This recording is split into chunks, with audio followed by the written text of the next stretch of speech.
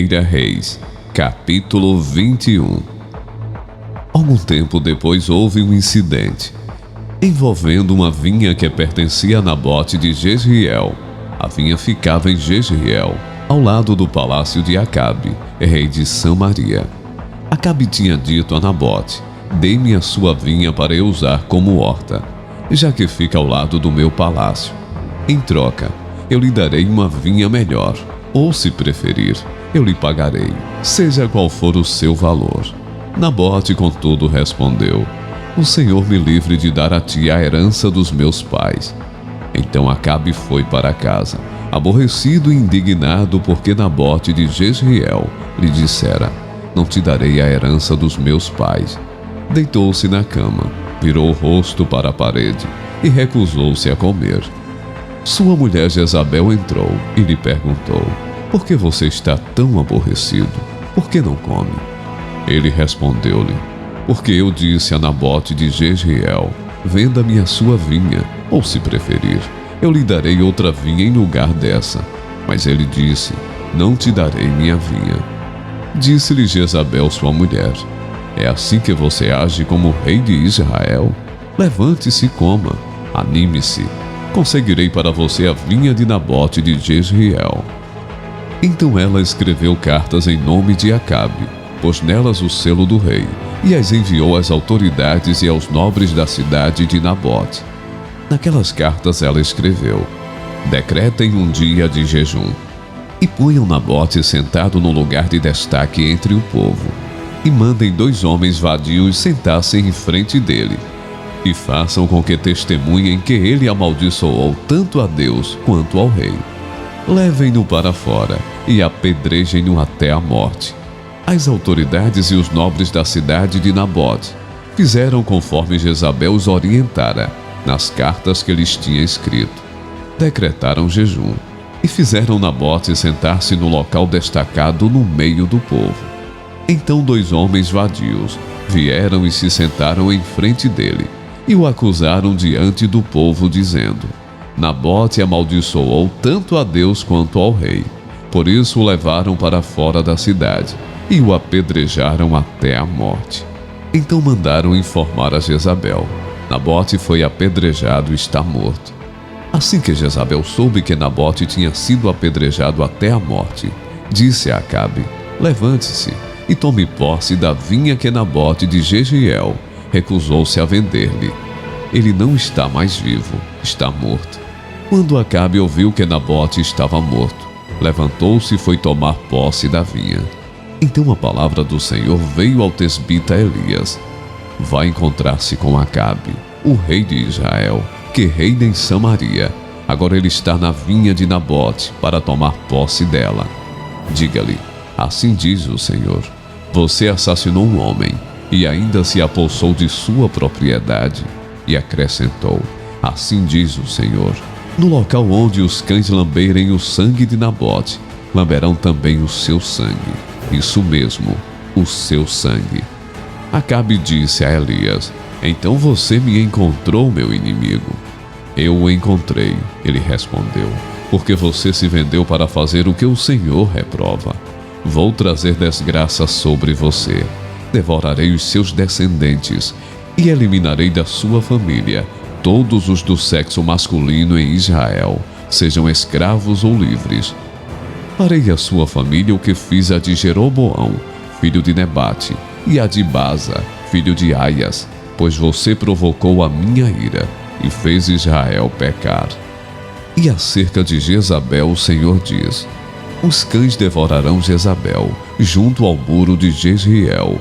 Os que pertencem a Acabe e que morreram na cidade, os cães comerão, e as aves do céu se alimentarão dos que morrerem no campo. Nunca existiu ninguém como Acabe, que se vendeu para fazer o que o Senhor reprova, pressionado por sua mulher Jezabel. Ele se comportou da maneira mais detestável possível, indo atrás de ídolos, como faziam os amorreus, que o Senhor tinha expulsado diante de Israel. Quando Acabe ouviu essas palavras, rasgou as suas vestes, vestiu-se de pano de saco e jejuou. Passou a dormir sobre panos de saco e agia com mansidão. Então a palavra do Senhor veio ao tisbita Elias: Você notou como Acabe se humilhou diante de mim? Visto que se humilhou, não trarei essa desgraça durante o seu reinado, mas durante o reinado de seu filho. Segundo Reis, capítulo 9. Enquanto isso, o profeta Eliseu chamou um dos discípulos dos profetas e lhe disse: Ponha a capa por dentro do cinto, pegue este frasco de óleo e vá a Ramote Gileade. Quando lá chegar, procure Jeú, filho de Josafá e neto de Ninsi. Dirija-se a ele e leve-o para uma sala, longe dos seus companheiros. Depois pegue o frasco, derrame o óleo sobre a cabeça dele e declare: Assim diz o Senhor, eu estou ungindo o rei sobre Israel. Em seguida, abra a porta e fuja sem demora. Então o jovem profeta foi a Ramote Gileade. Ao chegar, encontrou os comandantes do exército reunidos e disse: Trago uma mensagem para ti, comandante. Para qual de nós? Perguntou Jeú. Ele respondeu: Para ti, comandante. Jeú levantou-se e entrou na casa. Então o jovem profeta derramou óleo na cabeça de Jeú e declarou-lhe: Assim diz o Senhor, o Deus de Israel, eu estou ungindo o rei de Israel, o povo do Senhor. Você dará fim à família de Acabe, seu senhor, e assim eu vingarei o sangue de meus servos, os profetas, e o sangue de todos os servos do Senhor, derramado por Jezabel. Toda a família de Acabe perecerá. Eliminarei todos os de sexo masculino de sua família em Israel. Seja escravo, seja livre. Tratarei a família de Acabe como tratei a de Jeroboão, filho de Nebate, e a de Baasa, filho de Aias. E Jezabel será devorada por cães, num terreno em Jezreel, e ninguém a sepultará. Então ele abriu a porta e saiu correndo. Quando Jeú voltou para junto dos outros oficiais do rei, um deles lhe perguntou: Está tudo bem? O que esse louco queria com você? Jeú respondeu: Vocês conhecem essa gente e sabem as coisas que eles dizem, mas insistiram: Não nos engane, conte-nos o que ele diz. Então Jeú contou. Ele me disse o seguinte: Assim diz o Senhor, eu estou ungindo o rei sobre Israel. Imediatamente eles pegaram os seus mantos e os estenderam sobre os degraus diante dele. Em seguida tocaram a trombeta e gritaram: Jeú é rei. Então Jeú, filho de Josafá e neto de Ninsi, começou uma conspiração contra o rei Jorão, na época em que este defendeu com todo Israel Ramote Gileade contra Azael, rei da Síria. O rei Jorão tinha voltado a Jezreel para recuperar-se dos ferimentos sofridos na batalha contra Azael, rei da Síria. Jeú propôs: Se vocês me apoiam, não deixem ninguém sair escondido da cidade para nos denunciar em Jezreel. Então ele subiu em seu carro e foi para Jezreel, porque Jorão estava lá se recuperando. E Acasias, rei de Judá, tinha ido visitá-lo. Quando a sentinela que estava na torre de vigia de Jezreel percebeu a tropa de Jeú se aproximou, gritou: Estou vendo uma tropa. Jorão ordenou: Envie um cavaleiro ao encontro deles, para perguntar se eles vêm em paz. O cavaleiro foi ao encontro de Jeú e disse: O rei pergunta: Vocês vêm em paz? Jeú respondeu: Não me venha falar em paz. Saia da minha frente. A sentinela relatou: O mensageiro chegou a eles, mas não está voltando. Então o rei enviou um segundo cavaleiro. Quando chegou a eles, disse: O rei pergunta: Você vem em paz? Jeú respondeu: Não me venha falar em paz. Saia da minha frente. A sentinela relatou: Ele chegou a eles, mas também não está voltando, e acrescentou: O jeito de o chefe da tropa guiar o carro é como de Jeú, neto de Ninsi, dirige como louco. Jorão ordenou que preparassem seu carro de guerra. Assim que ficou pronto, Jorão, rei de Israel, e Acasias, rei de Judá, saíram, cada um em seu carro, ao encontro de Jeú. Eles o encontraram na propriedade que havia pertencido a Nabote, de Jezreel.